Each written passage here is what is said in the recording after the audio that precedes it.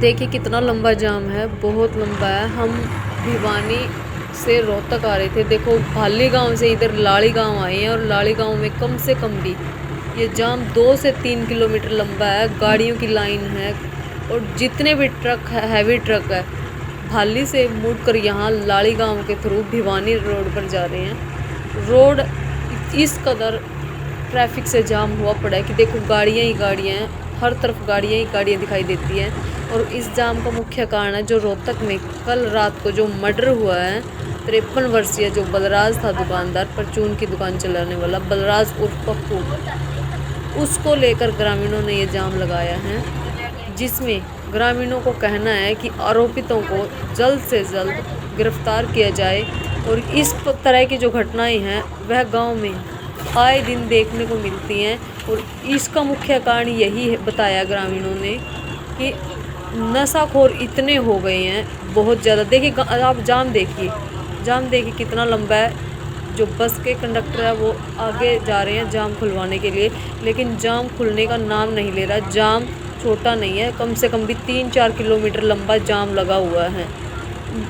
Public media Haryana देखने वाले सभी दर्शकों का स्वागत है हमारे यूट्यूब चैनल पर।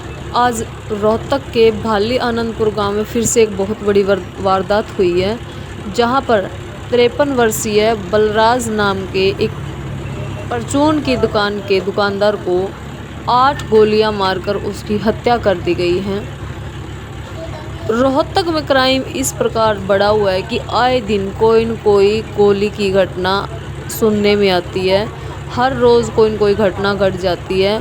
हर रोज़ हत्याएं, वारदात, क्राइम की घटनाएं देखने को मिलती हैं।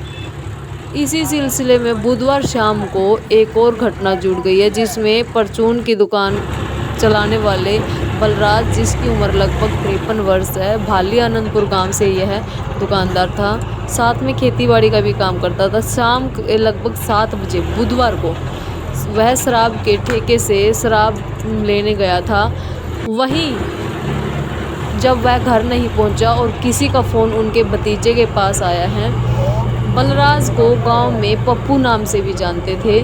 बलराज के 3 बच्चे हैं, 2 बेटे और 1 बेटी। जब शाम को वापस नहीं आया बलराज और किसी का फ़ोन उनके भतीजे के पास आया है कि ऐसे ऐसे घटना हो गई है, और बलराज वहीं आनंदपुर भाली जो गांव उसके जो ठेका है रोड पे, उसके करीब खून से लथपथ पड़ा हुआ है। और जैसे ही सूचना पुलिस को पहुंची है, पुलिस ने डेड बॉडी को अपने कब्जे में ले लिया है। और अभी तक भी परिजनों को डेड बॉडी नहीं मिली है। इसी सिलसिले में गांव वालों में रोष इतना फैल गया है कि उन्होंने रोड को, जो नेशनल हाईवे है भिवानी से रोहतक का, उसको जाम कर दिया है। और गांव वालों की समस्त गांव वालों की ये मांग है कि ये जो हर रोज़ की वारदात बढ़ रही हैं, इनको प्रशासन को सीरियस लेना चाहिए। क्योंकि ये सारी वारदात किसी और के कारण नहीं, बल्कि जो गांव में नशाखोरी है उसके कारण आए दिन ऐसी घटनाएं होती हैं। क्योंकि गांव में कम से कम 200 से 300 ऐसे युवा है जो बहुत ज़्यादा नशे में लिप्त हैं और ऐसी घटनाओं को अंजाम देने के लिए बिल्कुल तैयार रहते हैं, 5 से 7 हज़ार रुपये तक में। ऐसे गंभीर आरोप गांव की औरतों ने लगाए हैं। और ग्रामीण औरतों ने ये भी कहा है कि प्रशासन को इन सारी चीज़ों का पता है, लेकिन प्रशासन फिर भी कार्रवाई नहीं कर रहा। दूसरी तरफ ग्राम की जो औरतें, उन्होंने ये भी कहा है कि भाली आनंदपुर गांव में 200 से 300 मीटर एरिया का ये गांव है। इसमें 3 से ज़्यादा ठेके बने हुए हैं एक ही गांव में, जिसके कारण ऐसी घटनाएं आए दिन होती हैं। क्योंकि नशे का अड्डा और शराब का अड्डा, वहाँ पर ही क्रिमिनल सबसे ज़्यादा बैठते हैं। लड़ाई झगड़ा वहाँ से ही शुरू होता है, लेकिन प्रशासन इस ओर कोई भी ध्यान नहीं दे रहा। ग्राम की औरतों की ये भी मांग है कि भाली आनंदपुर गांव में कोई न कोई पुलिस चौकी ज़रूर होनी चाहिए। वहीं दूसरी तरफ प्रशासन ने जब परिजनों से बलराज की हत्या के बारे में पूछा कि क्या आपकी किसी से पुरानी रंजिश है, क्योंकि पुरानी रंजिश के कारण ही कोई इतनी बेरहमी से हत्या कर सकता है, जिसमें 8-8 9-9 गोलियां लगी हुई थी शरीर पे। हर तरफ से खून बह रहा था शरीर से, पूरा जो कुर्ता है चादर है वो खून से लथपथ लाल हो चुकी थी। लेकिन परिजनों ने कहा कि बलराज बहुत ही मिलनसार व्यक्ति है। गांव की औरतों ने भी कहा कि बलराज जैसा सिर्फ कोई भी आदमी गांव में नहीं है, उसकी किसी भी प्रकार की कोई दुश्मनी नहीं थी। पुलिस इस मामले को गंभीरता से ले रही है और ग्रामीणों ने पुलिस से भी ये स्पेशल रिक्वेस्ट की है कि जल्द से जल्द जितना हो सके डेड बॉडी उनको दी जाए और जो आरोपी हैं उनकी गिरफ्तारी की जाए ताकि न्याय मिल सके। और दूसरी तरफ ग्रामीण औरतों ने ये भी कहा है कि पुलिस चौकी की गांव में बहुत ही ज़्यादा ज़रूरत है। पुलिस ने जब परिजनों से इस बारे में पूछा कि किसके साथ उनकी रंजिश है, तो इस पर परिवार वालों ने बिल्कुल साफ मना कर दिया और ये कहा कि उनकी किसी के साथ कोई रंजिश नहीं है।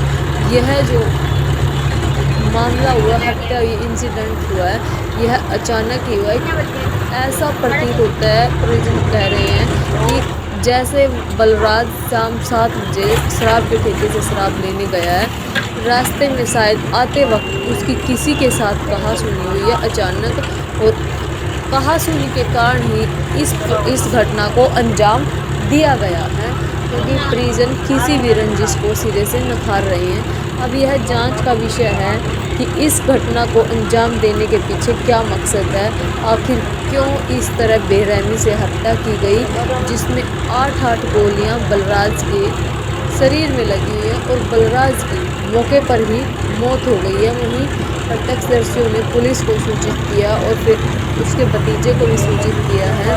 तब जाकर पुलिस और परिजन वहां पहुंचे हैं और मृतक पप्पू यानी कि बलराज, उसका भतीजे के कहने पर ही FIR दर्ज की गई है और प्रशासन से वह अतिशीघ्र आरोपितों की गिरफ्तारी की मांग कर रहे हैं। तो इस प्रकार की घटना आगे न हो, इसके लिए गांव में पुलिस चौकी की भी मांग कर रहे हैं, क्योंकि ग्रामीणों का कहना है कि यह पहली घटना नहीं है गांव में। इससे पहले भी एक औरत की गोली मारकर हत्या कर दी गई थी भाली गांव में, और इस घटना से 10 दिन पहले गांव में तलवारबाजी हुई है बहुत ज़्यादा, जिसमें बाल मृत्यु होने से बची है। यानी कि आए दिन ऐसी घटनाएं बाली आनंदपुर गांव में देखने को मिलती हैं। वैसे भी रोहतक का जो एरिया है उसमें क्राइम इतना बढ़ चुका है कि आए दिन कोई न कोई घटना होती रहती है। तो इस प्रकार की घटनाओं को रोकने के लिए पुलिस को सख्त से सख्त कार्रवाई करनी चाहिए, क्योंकि और दूसरी बात एक और निकलकर सामने आई कि इस गांव को ASP ने भी गोद लिया हुआ है। जब से ये गांव प्रशासन के पास आया है, सुधार की तो बात दूर है, बल्कि गांव में और ज़्यादा क्राइम बढ़ता जा रहा है, जबकि पुलिस को भी सारा पता है कि नशा कहाँ से आता है और किसके थ्रू आता है, फिर भी ग्रामीणों के अनुसार कोई कार्रवाई नहीं हो रही है। इस प्रकार की घटनाओं को रोकने के पीछे सिर्फ और सिर्फ नशा बंद करके इस प्रकार की घटनाओं को रोका जा सकता है, और नशा तस्करों को ऐसी घटनाओं को अंजाम देने का मुख्य कारण माना गया है। बलराज के परिवार में 3 बच्चे हैं, जिसमें 2 बेटे और 1 बेटी है। बेटा 17 और 15 साल का और बेटी सबसे छोटी है। अब इस घटना के बाद पिता का साया बच्चों के सिर से उठ गया है। बलराज परचून की दुकान के साथ साथ गांव में खेतीबाड़ी भी करता था। वह परिवार में इकलौता ही कमाने वाला था। इस प्रकार की घटनाओं पर आप क्या कहना चाहते हैं, जिसमें बिल्कुल ये कह लीजिए कि निर्दोष व्यक्ति इस प्रकार की घटनाओं का शिकार हो जाता है और बच्चों के सिर से उनके पिता का साया चला जाता है। इस घटना के बारे में आप अपनी राय कमेंट बॉक्स में ज़रूर दीजिए कि किस प्रकार प्रशासन द्वारा ऐसे क्राइम या क्रिमिनलों पर नकेल कसी जाए ताकि आगे किसी का भी कोई औलाद ना बुझे, किसी के सिर से बाप का साया ना उठे, किसी भी पत्नी का पति ना मरे। अपनी राय कमेंट बॉक्स में देना ना भूलें।